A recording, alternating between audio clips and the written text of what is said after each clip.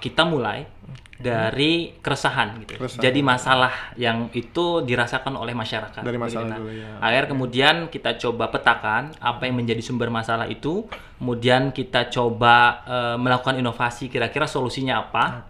Yang kemudian solusi ini kita kemas dengan pendekatan bisnis. Nah, jadilah sebuah bisnis. Setiap usaha yang bisa sustain adalah bagaimana kemudian usaha itu berorientasikan kepada market gitu ya. Merencanakan secukupnya gitu kan. Kemudian mengeksekusi sebanyak-banyaknya. Jangan dibalik gitu kan ya. Merencanakan sebanyak-banyaknya, eksekusi secukupnya. Nah, saya kira ini kuncinya. Dan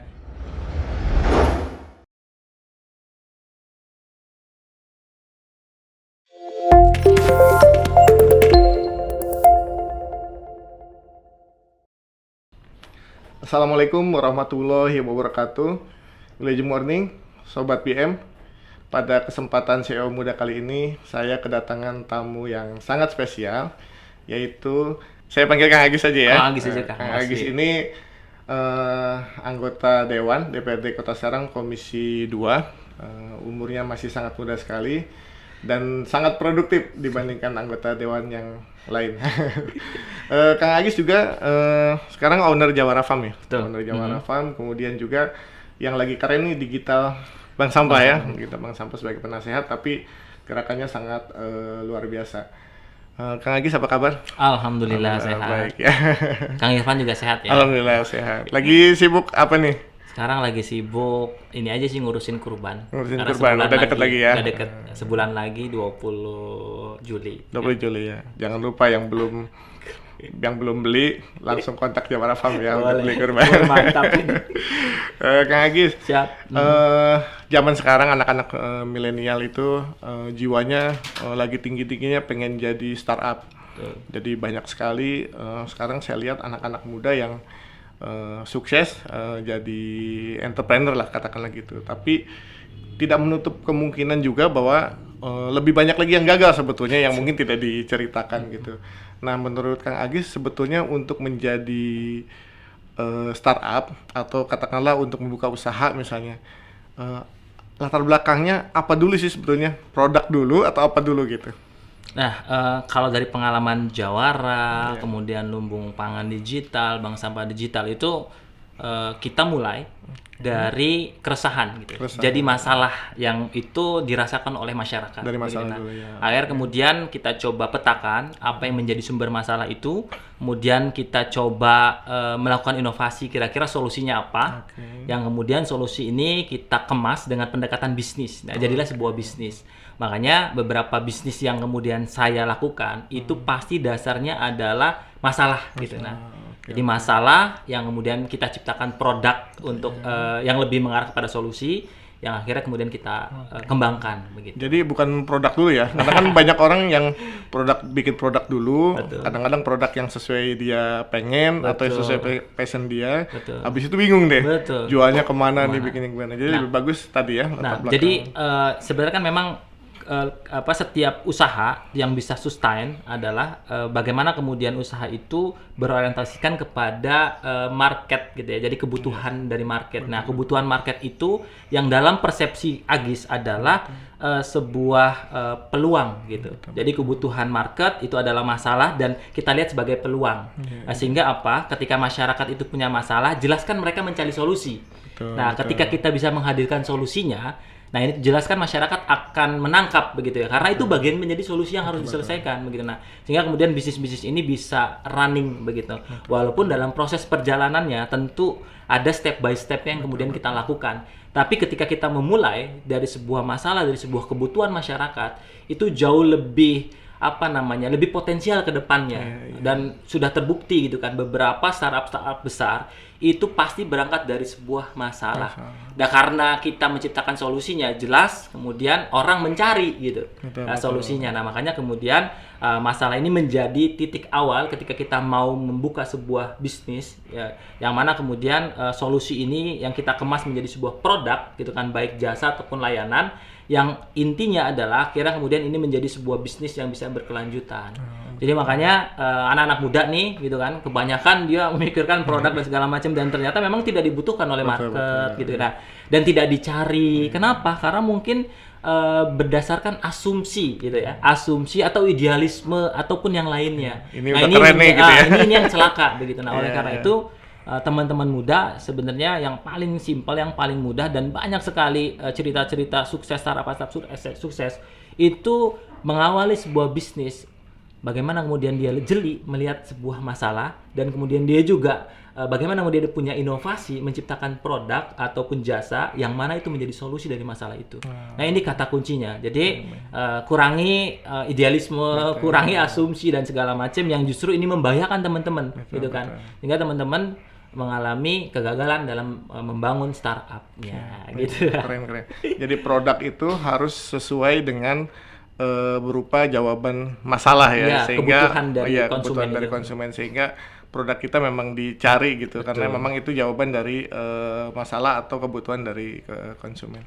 Nah, terkait itu Kang Agis, mungkin banyak anak muda yang semangatnya di awal nih, semangat ketemu bikin produk, akhirnya sepi atau kemudian gagal, jatuh dan lain-lain gitu. Nah, saya melihat Kang Agis kan lumayan struggle nih, lumayan kuat gitu ya di Jawarafa mulainya dari nol gitu, kemudian kemarin buat digital sampah dan lain-lain.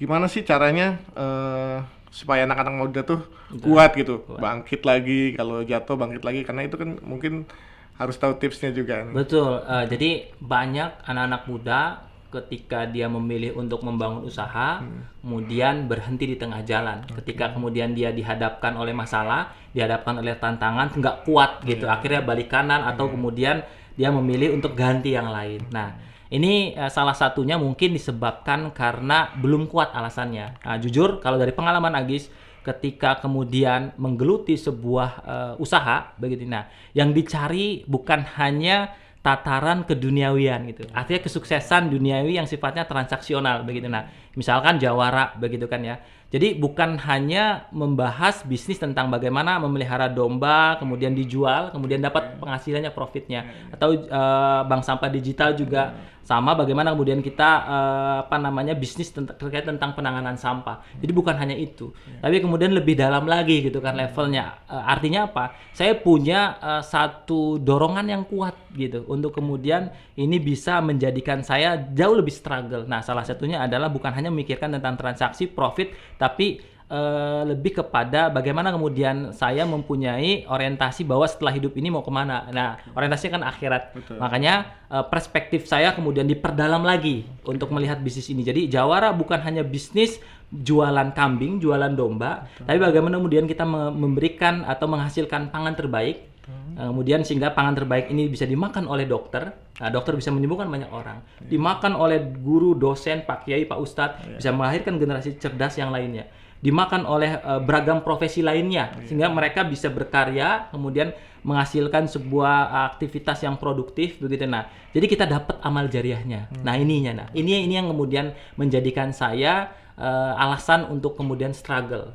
Nah, saya kira teman-teman juga ketika melihat sebuah bisnis yang ingin digeluti, jangan hanya sebatas melihat ketika teman-teman sukses dapat hasilnya untung dan segala macam kaya begitu. Nah, karena apa? Ketika kemudian orientasinya itu teman-teman akan cepat mudah tergoyahkan gitu. Ya, betul. Ketika ini ternyata nggak ini segala macam. Tapi ketika kemudian orientasinya adalah bukan hanya dunia tapi ke akhiratan, insya Allah itu akan jauh lebih kuat lagi. Betul. Nah, makanya anak-anak muda begitu kan ya harus orientasinya lebih perdalam lagi. Alasan kuatnya harus betul-betul ketemu begitu. Sehingga ketika kemudian dalam proses perjalanannya menghadapi tantangan, rintangan ataupun masalah, dia akan tetap stay. Karena apa? Ini menjadi bagian penting dalam hidupnya untuk kemudian mencapai tujuan-tujuan yang dia inginkan. Kalau Agis kan jelas tujuannya adalah bagaimana selamat di akhirat, punya bekal di akhirat. Nah, ini yang kemudian terimplementasikan bagaimana usaha-usaha ini bukan hanya levelnya saya bisa sukses di dunia, tapi kemudian saya bisa sukses di akhirat. Ini yang membuat saya ditipu, dikerjain sama orang, susah banget gitu untuk menghadapinya, nggak kapok-kapok.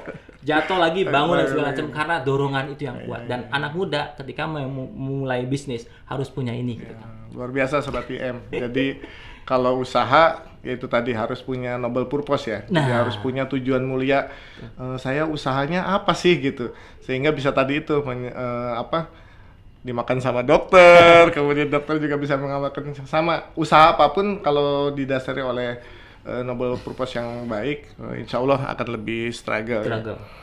Kang Egis, di dunia yang serba cepat ini, terutama anak muda juga, tentu saja mereka akan mencoba mencari metode yang paling cepat untuk belajar gitu. Nah, menurut Kang Agis sendiri, cara yang terbaik untuk cepat belajar atau shortcut-nya seperti apa tuh kira-kira tipsnya? Jadi dari pengalaman Agis baik ketika mendirikan Jawara Farm, kemudian di Bank Sampah Digital ataupun yang lainnya, jadi cara yang paling cepat atau shortcut-nya gitu kan ya, dengan magang gitu kan.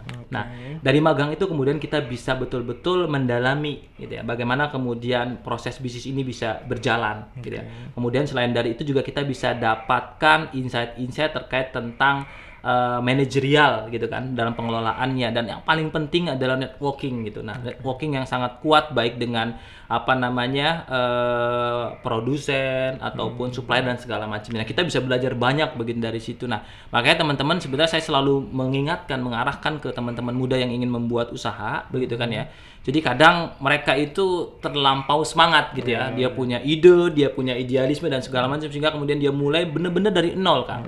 Sehingga akhirnya apa yang terjadi ketika mereka gagal baru sadar begitu bahwa ilmunya kurang dan segala macam. Nah, makanya saya menyarankan sebenarnya untuk kemudian mengoptimalkan waktunya untuk magang gitu. Nah, magang ini sebenarnya cara yang paling cepat gitu untuk kita bisa belajar menduplikasi model-model bisnis yang efektif dan efisien. Nah, langsung praktek gitu. Betul, makanya konsepnya di magang ini teman-teman sebenarnya bisa mengamalkan ilmu ATM, amati, tiru dan modifikasi. Kira-kira apa yang kemudian bisa dimodifikasi gitu kan ya, jauh lebih efisien, lebih efektif lagi, sehingga kemudian ini bisa betul-betul istilahnya ini bisa paling pas gitu untuk kemudian dijalankan model bisnisnya. Dan saya kira tidak lagi dalam proses membangun bisnis udah nggak usah terlalu egonya terlalu kegedean gitu ya, idealismenya, ide dan segala macam. Cobalah belajar dulu magang kok yang memang sudah pernah sudah pernah berjalan. Nah, ini cara shortcut yang paling penting untuk anak-anak muda ketika memang mau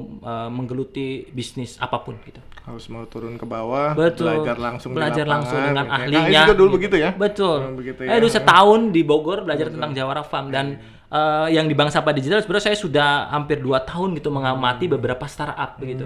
Kita belajar, kita komunikasi dengan beberapa CEO yang memang concernnya sama begitu. Kemudian diskusi, dialog, bahkan sampai betul-betul mentoring, sehingga kemudian ini yang kemudian bisa kita terapkan di Kota Serang, Cilegon dan Kabupaten. Gitu. Nah, bicara mentoring nih. Betul. Bagaimana caranya, atau apakah ini juga salah satu metode yang tepat gitu, mencari atau kita cari mentor yang bagus buat kita gitu. Sehingga nggak belajar sendiri gitu, harus ada mentornya gitu. Dulu yang dilakukan seperti itu juga ya? Nah, jadi salah satu yang menjadikan saya struggle juga kemudian bertumbuh beberapa unit usaha saya memang yang pertama adalah lingkungan, dan yang paling penting adalah mentor. Jadi mau mentor, kemudian lingkungan atau komunitas ini menjadi hal yang sangat penting dalam sebuah proses menjalankan sebuah bisnis untuk bisa bertumbuh begitu. Nah, makanya dulu saya betul-betul mencari mentor yang memang sudah punya pengalaman di bidangnya gitu ya. Ketika saya pengen belajar keuangan, saya cari mentor yang betul-betul dia sudah pengalaman di situ. Belajar budidaya dengan budaya kebijakan dan segala macamnya. Nah, ini menjadikan saya memiliki sebuah pandangan ataupun alternatif dari beberapa solusi yang kemudian saya bisa terapkan ketika saya dihadapkan oleh masalah, tantangan begitu. Nah, jadi mentor ini yang mengingatkan, menguatkan gitu, bahkan membuka jalan begitu. Nah, makanya rekan-rekan semua juga saya kira harus betul-betul punya mentor gitu. Kalau memang dia pengen punya usaha apapun itu, mentor tuh menjadi, kalau bagi saya itu bagian penting gitu kan, yang tidak bisa terlupakan gitu untuk sebuah proses bisnis ini bisa terus running gitu. Nah, zaman sekarang itu udah jadi sangat terbuka ya. Mungkin beda waktu zamannya. Nah, ini nyari mentor aja susah tuh. Pengalaman gimana pengalaman? Jadi dulu itu memang ini yang mungkin salah satu kelebihan untuk anak muda zaman sekarang. Dulu ketika saya mencari mentor yang memang betul-betul passionnya di bidang agro, waktu itu sangat susah, sangat sulit begitu. Akhirnya saya membentuk komunitas sendiri gitu. Jadi membentuk komunitas, makanya komunitas Banten Bangun Desa, salah satu yang saya bentuk itu sebenarnya kuncinya memang tujuannya adalah saya ingin bertemu dengan orang-orang yang memang satu passion, yang memang bergerak di situ, dan kemudian saya bisa mendapatkan mentor dan segala macamnya. Nah, dan sekarang itu luar biasa, komunitas, mentoring, inkubasi bisnis itu banyak di mana-mana begitu. Nah, ini bisa dioptimalkan oleh teman-teman anak-anak muda sekalian untuk bisa belajar gitu, untuk kemudian mendapatkan pengalaman, kemudian mendapatkan masukan, dan yang paling penting adalah pendampingan untuk supaya bisnisnya bisa running. Iya, betul. Malah sekarang harus seleksi juga nih karena terlalu banyak mentor-mentor. Betul. Soal kolaborasi, Kang Agis, sangat penting sekali ya. Sangat penting begitu ya. Jadi kalau menginginkan sebuah bisnis itu bisa bertumbuh gitu dengan cepat, memang kata kuncinya adalah kolaborasi, dan kolaborasi itu jauh lebih luas lagi. Kita bisa berkolaborasi dengan kalau memang dengan masyarakat, kemudian dengan beberapa kalau butuh modal dengan investor, kemudian dengan pemerintah juga untuk mendukung kebijakan-kebijakan supaya memang bisa memudahkan kita untuk bisa bertumbuh, dan dengan kampus juga untuk membantu riset-riset dan segala macam. Jadi kolaborasi ini sebenarnya menjadi kunci untuk mempercepat gitu kan, atau bisa menjadikan salah satu tangga ekspres bagaimana kemudian dampak ataupun kebermanfaatan itu bisa diperbesar, diperluas, diperkuat lagi. Jadi makanya kolaborasi adalah kunci untuk memperbesar, memperluas kebermanfaatan gitu, peluang gitu. Keren. Terakhir, siap. Kang Agis, ada pesan untuk anak-anak muda di Banten, silahkan disampaikan. Jadi pesan saya untuk anak-anak muda di Banten dimanapun berada begitu ya, kata kuncinya adalah rekan-rekan semua ketika memang ingin menggeluti dunia usaha gitu ya, yang paling penting adalah teman-teman harus betul-betul menyiapkan dengan baik gitu, baik secara mentality, kemudian pengalaman, keilmuan, dan menyiapkan mentornya juga, dan yang paling penting adalah menyiapkan waktu yang full timer untuk betul-betul take action begitu. Nah, dan kuncinya adalah merencanakan secukupnya gitu kan, kemudian mengeksekusi sebanyak-banyaknya, jangan dibalik gitu kan ya, merencanakan sebanyak-banyaknya, eksekusi secukupnya. Nah, saya kira ini kuncinya. Dan saya tipe orang yang memang betul-betul learning by doing begitu. Jadi setelah menemukan pola langsung eksekusi, kemudian kita perbaiki sambil jalan. Jadi nggak nunggu harus sempurna terlebih dahulu. Nah, ini kebanyakan anak-anak muda begitu kan, harus sempurna, harus betul-betul ini, sehingga mereka nggak jalan-jalan gitu, sehingga nggak ketemu gitu kan model terbaiknya.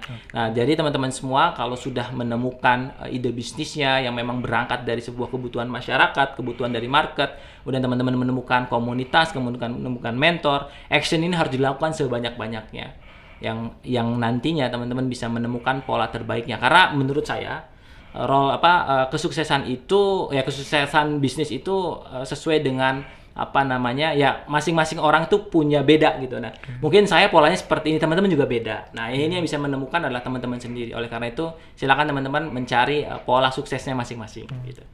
Luar biasa. Take action, miracle happen. Nah, jadilah mantap. Orang yang terbaik versi diri sendiri ya. Cocok. Nah, itu mungkin singkatnya seperti itu. Baiklah, Sobat BM, tidak terasa waktu sudah cukup untuk berbincang-bincang. Terima kasih Kang Agis atas kehadirannya. Menurut pepatah ada dua hal yang penting dalam hidup. Yang pertama pada saat dia dilahirkan, yang kedua pada saat dia menemukan noble purpose, tujuan hidup dia itu apa. Terima kasih Kang Agis. Siap. Salam berkarya dan berbagi inspirasi.